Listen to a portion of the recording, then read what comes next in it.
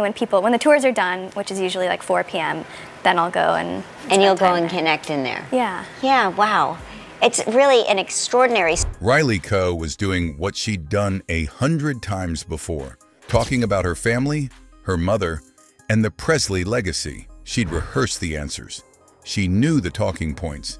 She knew how to smile through the pain, but this time, she didn't make it to the end of the sentence. She started to say her mother's name, and her voice cracked. At first, she tried to push through it, a deep breath, a half smile. That familiar trained composure that every Presley learns young.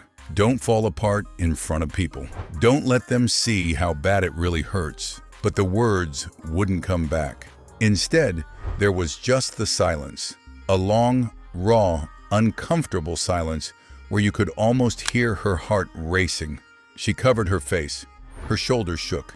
And the image the world had of the strong, composed Hollywood actress and Elvis's granddaughter shattered in real time. People assumed it was just grief, that it was simply the weight of losing her mother, Lisa Marie Presley, catching up with her in that moment. But that's not the full story, because by the time Riley broke down like that, she wasn't just mourning a loss. She was mourning an illusion. She had discovered things about her family, about the way power, money, and legacy had been handled behind closed doors, that turned the Presley story from a nostalgic fairy tale into something much darker, much colder, and much more human.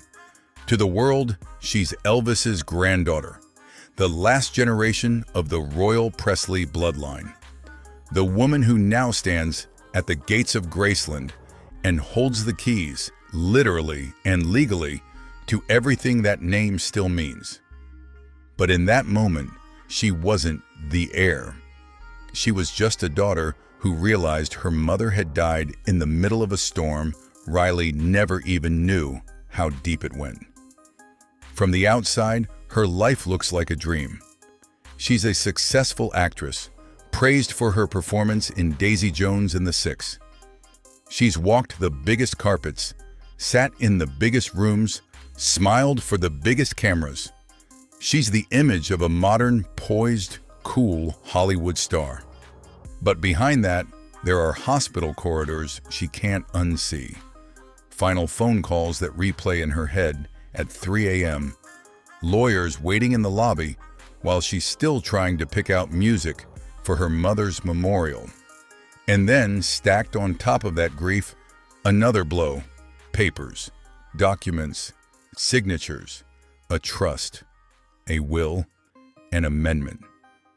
Riley learned in the middle of her worst heartbreak that the story of who controlled the Presley legacy was far messier than anyone ever told her when she was a kid walking around Graceland in socks.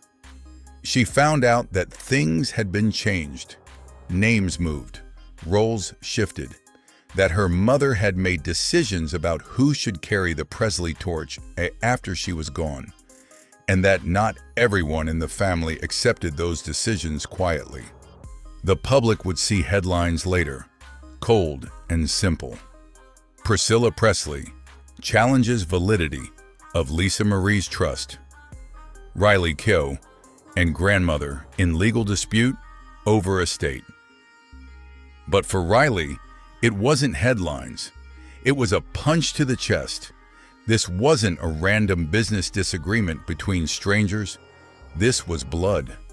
This was the grandmother who tucked her in, now appearing in legal filings next to words like petition, invalid, and dispute. In that quiet room, when she tried to talk about her mother, she was no longer just talking about loss. She was talking around the landmines, around what she'd read in those documents, around what had been kept from her for years, around the knowledge that while the world was crying over Elvis, her family was quietly tearing itself apart over what he left behind. She had grown up thinking her role was simple: be respectful, honor the legacy, carry the name with grace. Now she understood something brutally different. The Presley name isn't just a legacy, it's a battlefield. On one side, there's the myth, the king, the music, the white jumpsuits, the fans sobbing at the gates of Graceland. On the other, there's reality, addiction, lawsuits, financial disaster, and a family so fractured by the weight of being Presley that love and loyalty are constantly tested against survival and control. That breakdown, that moment everyone saw as Riley finally losing it, wasn't random. It was the moment all of those layers crashed into each other. Her grief, her anger, her confusion, her guilt at not knowing everything sooner, her fear that she was now expected to fix a story that was broken long before she was born. She knew by then that her mother had changed things, legally, structurally, intentionally.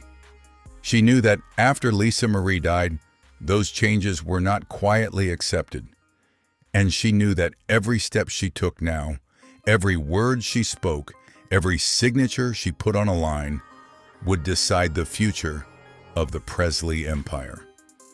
Moments when Lisa Marie would drop the public armor and just be a woman talking about her father, not the king.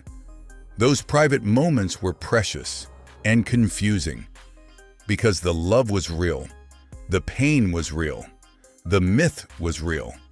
They all existed at once. As Riley got older, she stepped into her own career, her own identity, her own space outside the Presley bubble. Acting gave her something that was hers. But even then, the last name followed. Every interview, every profile, every headline, Elvis's granddaughter. And still, no one fully explained the machinery behind it all. The tours, the merchandise, the estate, the money. Who controlled what? Who got paid? Who felt cheated? Who stayed silent? So by the time Riley found herself staring at legal documents after Lisa Marie's death, it wasn't just confusion she felt. It was betrayal. Not necessarily by one single person, but by the system, the silence, the way she'd grown up being protected from the truth, only to be thrown into the center of it when it was almost too late. As a child, she sensed tension. As a teenager, she saw cracks. As an adult, she finally realized those cracks were fault lines. And now, with her mother gone, she was standing directly on top of them, about to feel exactly how deep they ran. When Lisa Marie died, the first thing that hit Riley wasn't paperwork. It was silence. The kind of silence that follows the last phone call, the last text, the last time you thought, "I'll answer later." The kind of silence that makes every old voicemail sound like a message from another dimension. In those first days, everything was about survival. Family flying in, friends checking in, arrangements being made, statements being written. The Presleys couldn't just grieve. They had to perform their grief for the world. There were press releases to approve, songs to choose, people to seat. Cameras outside, tears inside. Fans holding candles at the gates of Graceland. While inside, Riley was just a daughter trying to understand how her mother could be here one moment and gone the next. And then, before the flowers had even wilted, the next wave hit. The lawyers. They didn't come crashing into the room like villains in a movie. They came the way they always do, softly, politely, with folders and phrases like, "When you're ready, we should talk about the estate." The estate. To strangers, that word means money and property. To Riley, in that moment, it meant everything her mother left behind that wasn't emotional. Bank accounts, rights, contracts, houses, Graceland, and a document that would soon become the center of a storm, the trust. Somewhere in that tangle of legal language were the answers to questions Riley had never wanted to ask. Who is in charge now? Who gets what? Who decides what happens to Elvis's legacy and Lisa Marie's? Riley sat with those papers in front of her. Dense paragraphs, names, dates, signatures. She's not a lawyer. She's not a financial advisor. She's a grieving daughter being asked to understand the architecture of an empire overnight. That's when she learns about the amendment. Years earlier, Lisa Marie had made a change. Quietly, legally. She amended her trust, removing certain names and replacing them with new ones. Instead of her mother, Priscilla, and a former business manager, the new trust listed Riley and her brother Benjamin as co-trustees. By the time this amendment truly mattered, Benjamin was gone. Which meant that, on paper, in the middle of all the chaos, the person now meant to step into that role was Riley. It's one thing to know you're Elvis's granddaughter. It's another to realize your mother has written your name into the center of the Presley machine and never really sat you down to explain exactly what that meant. As Riley tries to wrap her head around this, another shock hits. Priscilla files a petition going to court to question the validity of that amendment. Legally, it's framed as a challenge. Was this document properly executed? Were certain formalities followed? Was the trust amendment even valid under the law? Emotionally, to Riley, it feels like something else. My grandmother is going to court to dispute the decision my mother made, to give me control. This isn't a debate about a random property somewhere. This is about Graceland, the Elvis Presley enterprise, the very thing fans around the world see as sacred ground. And now, the battle over who controls it isn't theoretical, it's real, it's public, it's family. Headlines explode. Priscilla Presley contests Lisa Marie's will. Riley Keough in legal dispute with grandmother over estate. To the outside world, it's drama, a storyline, something to react to in comment sections and YouTube videos. To Riley, it's devastating because she's stuck in an impossible position. If she fights, she's seen as the granddaughter pushing her grandmother out. If she doesn't fight, she's betraying the very trust her mother placed in her by naming her in the first place. The pressure is relentless. She's still dealing with autopsy reports, funeral details, the shock of seeing her mother's name followed by the word estate. And now she's reading legal arguments from someone she loves, essentially asking a court to reconsider whether Riley should be in charge at all. In private, the emotional fallout is brutal. Texts slow down. Calls feel strained. People around them take sides quietly, even if they smile in public. Some say, it's just business. But there's nothing just business about it when every signature has a family face attached to it. Riley starts to see the Presley world not just as a legacy, but as a map of competing interests.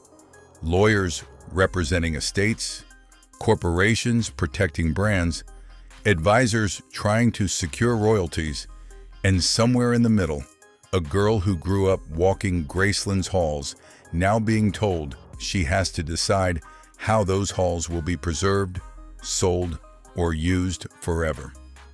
And all of it is happening while she's still waking up each morning realizing her mother is gone. The quiet moments are the worst.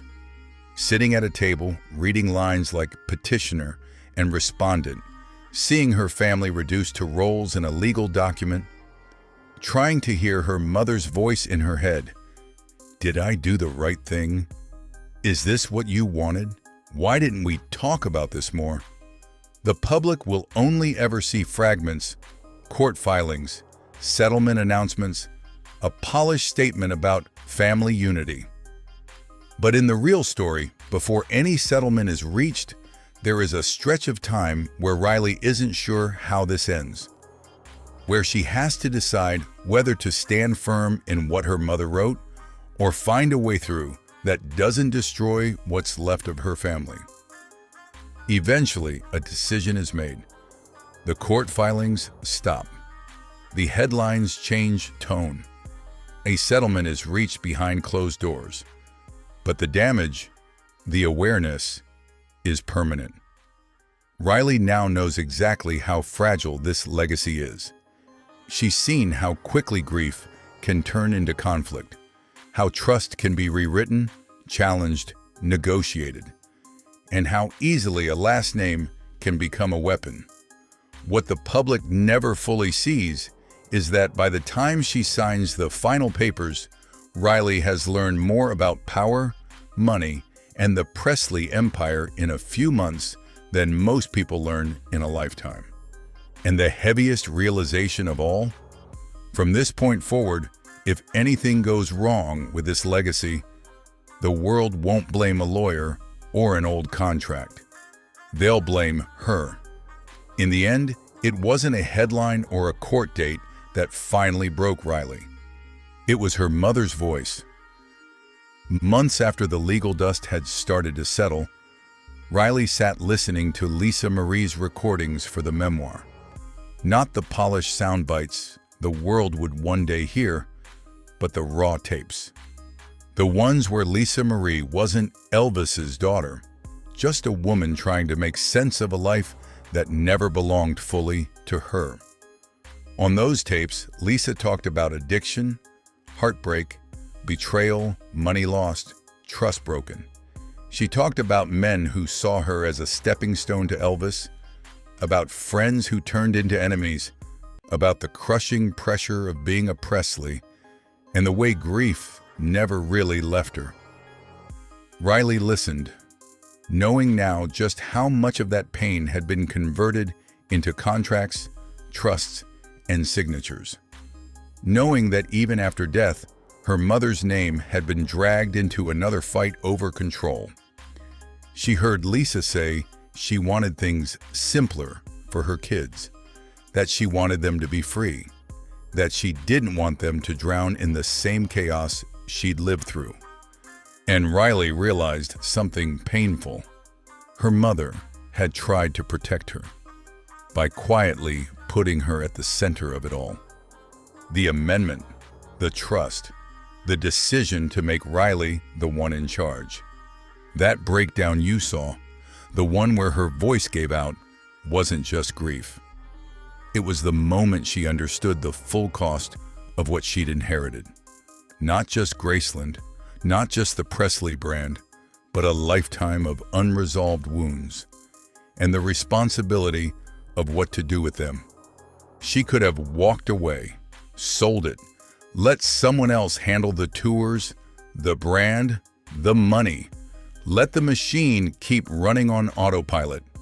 Instead, she chose something harder.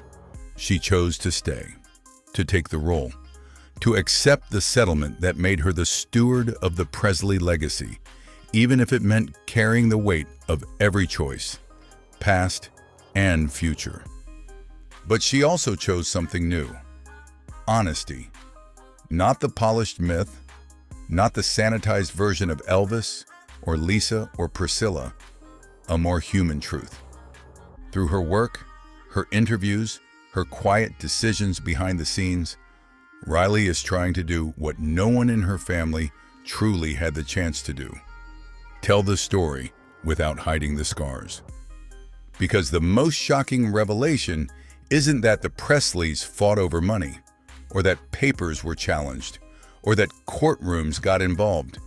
It's that behind the legend people worship, there was a family barely holding itself together. And now, for the first time, the person holding the keys to the kingdom is someone who has seen every fracture and is trying, in her own way, not to let it break the next generation. If this pulled you deeper into Riley's world than any headline ever has, you're exactly who this channel is for. Tap subscribe Drop a comment with whose side of the Presley story you want next, and share this with someone who only knows the myth, not the people trapped inside it.